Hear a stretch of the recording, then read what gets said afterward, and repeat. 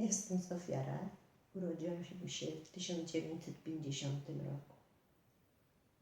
Moi rodzice, co wiedzieli, co było w miarę im wiadomo na 100%, to opowiadali. Przeżycia z wojny. Czy ludzie jakoś chcieli uciec stąd? Bali się, że zostaną przesiedleni?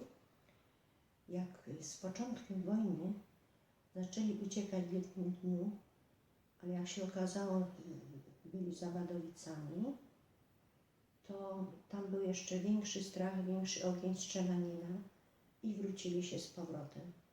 I od tego momentu już później nigdzie nie uciekali, czekali cierpliwie, co będzie dalej. Więksi gospodarze byli wysiedlani z domów, a przychodzili gospodarze z Niemiec, tak zwani Baerzy, i prowadzili te gospodarstwa. A tacy, co mieli małe gospodarstwa, to musieli dniówki ileś tam, tylko tego nie pamiętam, w ciągu tygodnia czy miesiąca odrobić u tych Niemców. Ale w sumie to byli dobrze traktowani przez Niemców, Polacy, bo starali się pracować dobrze, żeby nie podpaść, żeby nie być wywiezionym do obozu. I dużo gorzej przeżywali z tych okolic sąsiedzi i domownicy po wkroczeniu wojska ruskiego. Bo nawet dochodziło do gwałtów przez ruskich żołnierzy. W innym domu tutaj była przydzielona rodzina z 2 dzieci. Musieli pokój odstąpić, a ich było też w domu 4, no to był tylko dom taki malutki, drewniany. Byli w jednym pomieszczeniu, a ta rodzina w drugim. Tylko z tym, że musieli udostępnić dostęp do kuchni, żeby mogli tam coś ugotować.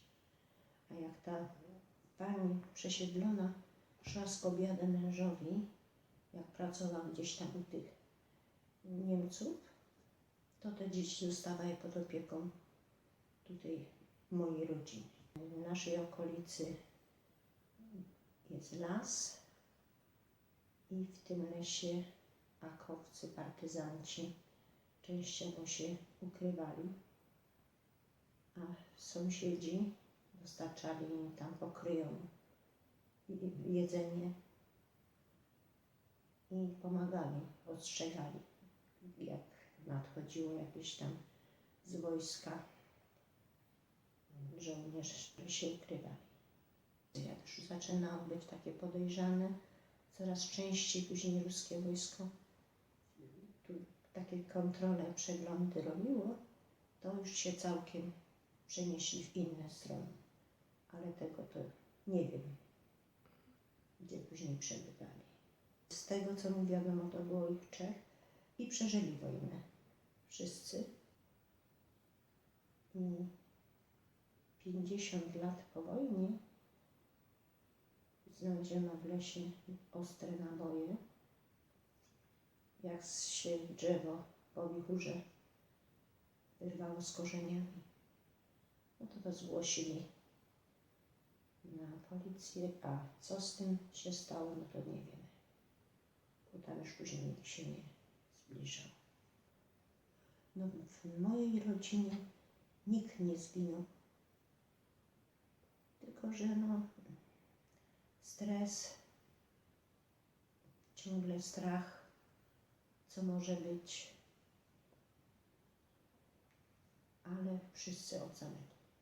Miał 18 lat, mój tato, i wszystkich zabierali na roboty do Niemiec, do Czech, a on miał uczulenie i miał straszne rany aż na nogach, bo to go swędziało, drapał. No i ciągle miał to pozawijane. A jak zaczęli tak wszystkich brać, tych młodych, no to on drapał na siłę i przeciekała aż krew przez te niby opatrunki No to jak pokazał, zobaczyli, zostawili go. Że takiego człowieka to im nie trzeba, bo się bali, że to jakaś gangrena. I przez to ocalał, nie był wywieziony na te roboty do Niemiec ani do Czech. Wtedy, co ja chodziłam do szkoły, to historię uczyli nas starożytną. Nie było nic wspominku o wojnie. Dopiero jak się zmienił ustrój w Polsce, to dopiero zaczęli mówić prawdę.